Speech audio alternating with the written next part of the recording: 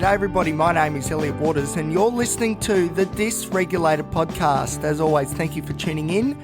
Today's episode is all about cognitive distancing, how to separate ourselves from negative thoughts. But before we get into that, if you're enjoying the show, feel free to like, subscribe, give us a rate and share it around with your mates. And if you want to follow me on Instagram, you can certainly do so at elliot.t.waters. Okay, so when we suffer from a mental illness, it's inherent in our condition that our thoughts have negative biases. We can very easily fall into the trap of accepting what our thoughts are without really testing their validity. If we accept our negative thoughts on face value, it can be very difficult to remove ourselves from their grip and look at the bigger picture of things.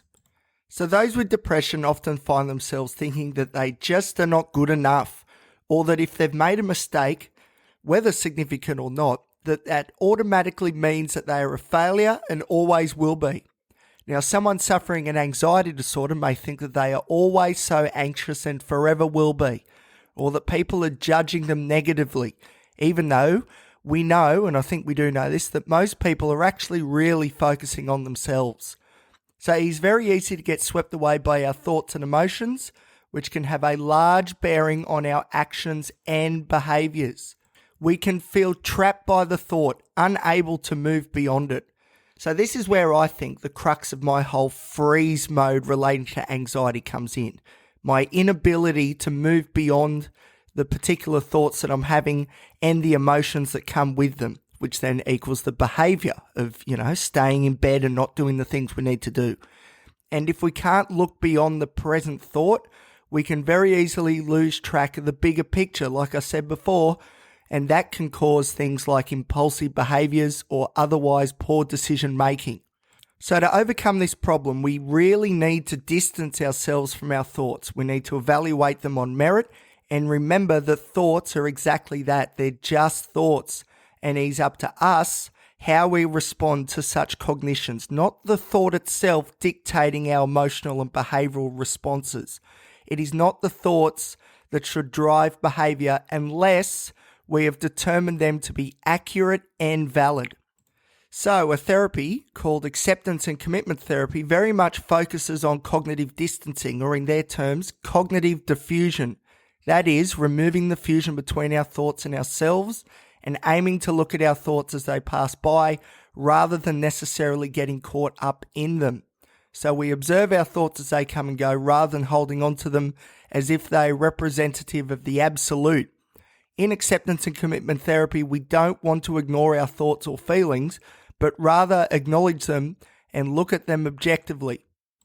A thought is an incursion on our mind and is only as significant as we allow it to be. So this is very much, I suppose, a metacognitive process. So how do we do this? Well, the first step is that we must actually identify what our negative thoughts are. So to do so, we must be mindful and present in the moment and look at our thoughts from a position of objectivity. See the thought as it enters our consciousness instead of becoming one with it automatically. And then we evaluate whether it is positive or negative, helpful or not. The aim is never to ignore or repress these thoughts. I'm telling you, repression does not work, as the research has shown quite clearly that they would just return with a vengeance. Then, after we've done that, we've identified that this particular thought we're dealing with is a negative one that isn't helpful. Then we need to label the thought. And this is especially true if these thoughts are very specific and they regularly feature. So for example, one that I have a lot is there is my I should quit the podcast thought again. So by naming a thought, we essentially create, I suppose, a type of persona or at least a set of parameters around the thought. All of a sudden, the thought isn't a continuation of the self. We are not the thought. The thought is its own living being, you could say. And because it is its own living thing, we can now judge it and appraise it as if it was like an object even, rather than, like I said, an extension of ourselves. We do not embody the thought and vice versa. So what we are doing by labeling and getting some clarity around the thought and what its purpose is and what it's actually trying to say, we are unfusing ourselves from the thought. So we are putting it in a little box separate away, and then we are judging it accordingly.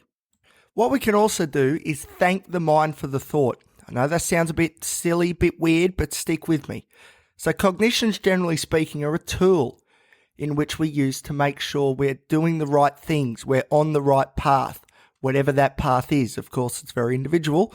It's different for everybody. So it is our thoughts and emotions that then drive behaviours. And it is the role of the thoughts to inform said emotions and behaviours. It all starts with our thoughts. So thank the mind for bringing to consciousness a thought that it felt would be helpful.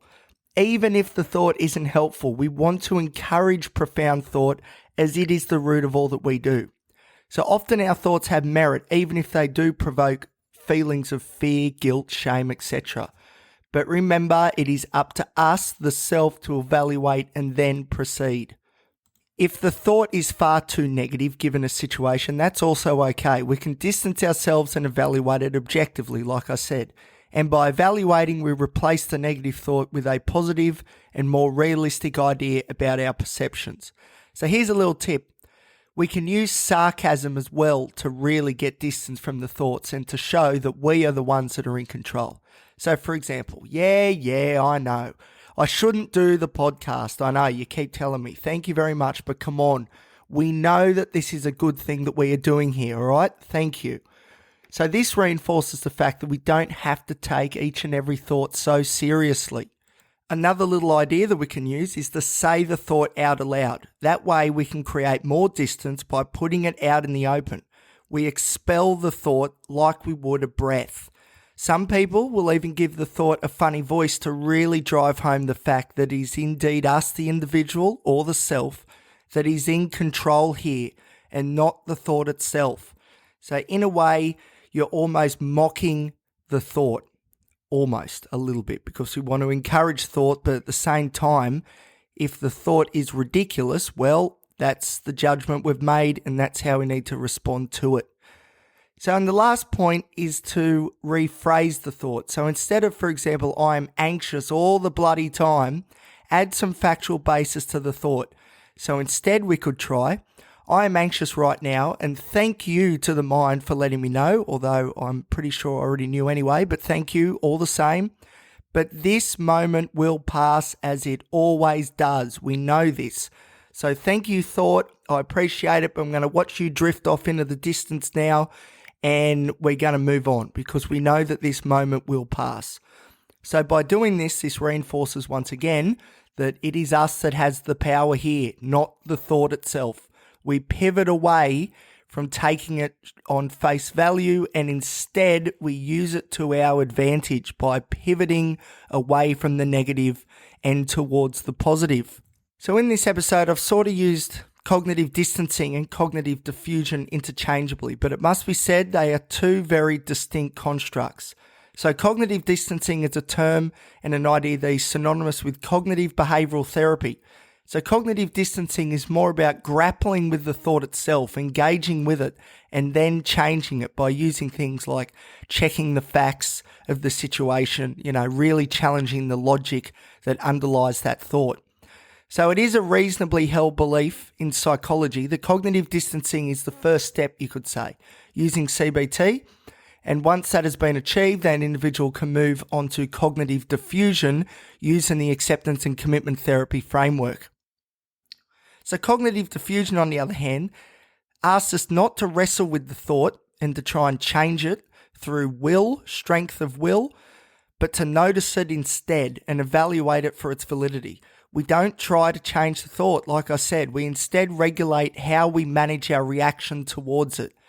So cognitive behavioural therapy looks to teach people to better control the thoughts themselves and its underlying meaning, whereas acceptance and commitment therapy tries to help people notice instead and then respond accordingly. So we're not diving in and trying to change the thought, we're merely noticing it and then evaluating it on its merits. So ACT reinforces the idea that the self, us, is an objective observer who notices and has the ability to flexibly choose when to engage with thoughts and how to actually do so. Thoughts are almost an external phenomena from the self, doing its own thing. It's not necessarily a direct link to the self. Whereas CBT, on the other hand, sees our thoughts as more intrinsic and I suppose you could say fundamental to who we are and what we believe.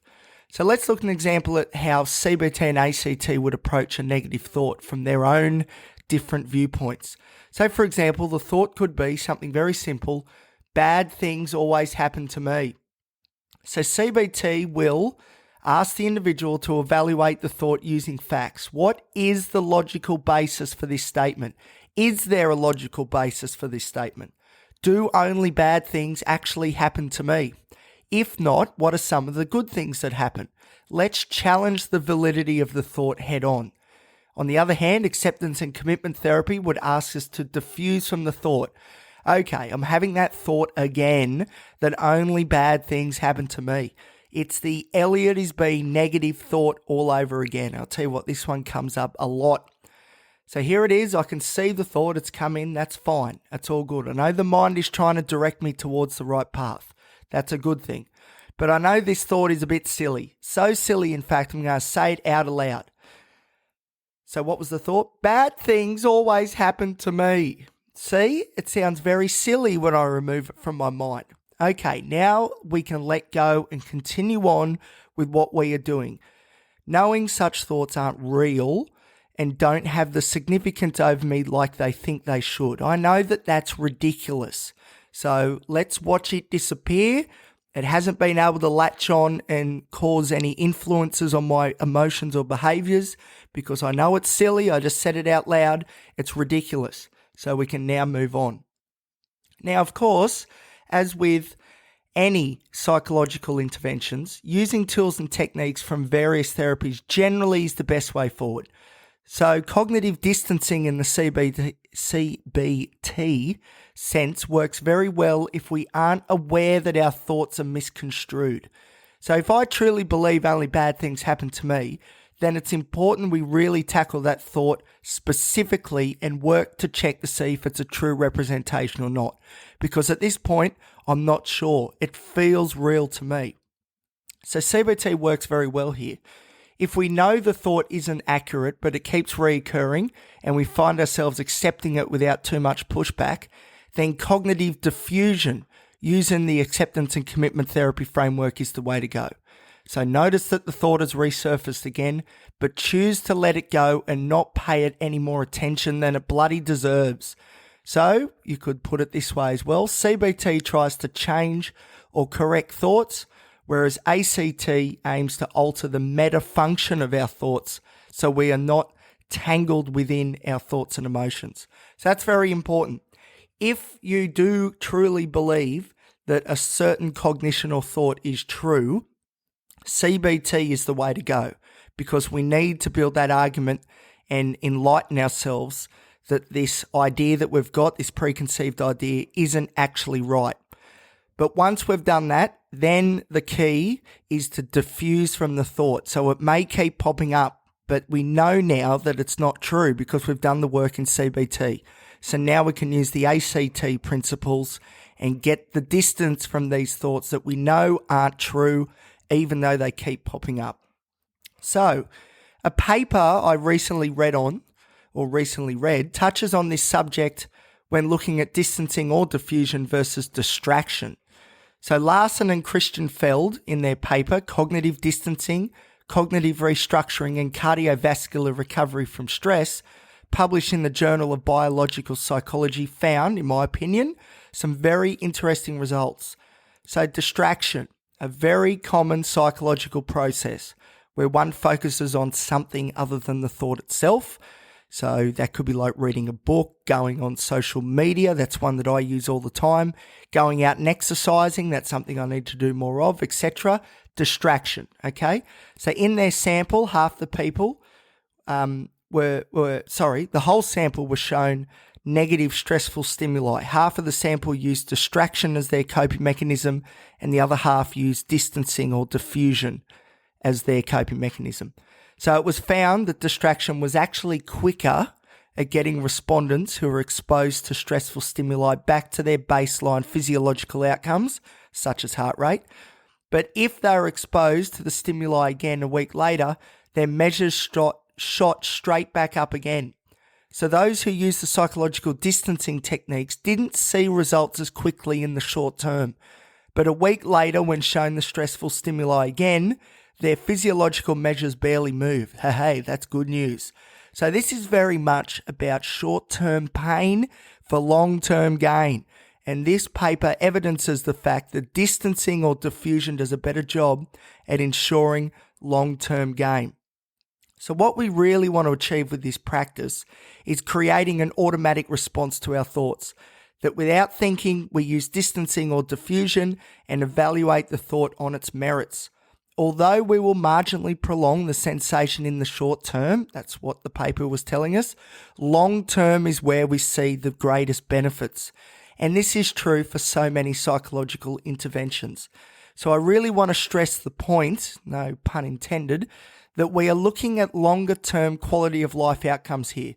The easy option is to distract from our thoughts, but to really improve one's life and rid ourselves of the strength of negative thoughts and everything that comes with it, such as leading to negative emotions and then poor behavioural outcomes, cognitive distancing and diffusion wins every time. It's a slow burn, but if you can use these tools and create these tools as part of an automatic response to negative thoughts, then quality of life improves big time. So I hope this episode goes some of the way to explaining how we can get some distance and diffuse ourselves from negative thought processes. So we need to identify the thought, if it's helpful or not, positive or negative. We can give it a label to really get that distance and unfuse it from ourselves, because thoughts are their own beast. They are not necessarily representative of us and the self.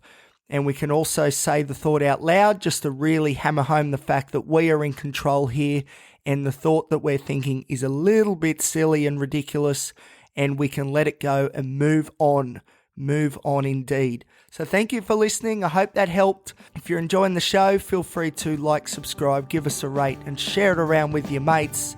And I will see you next time here on the Dysregulated podcast.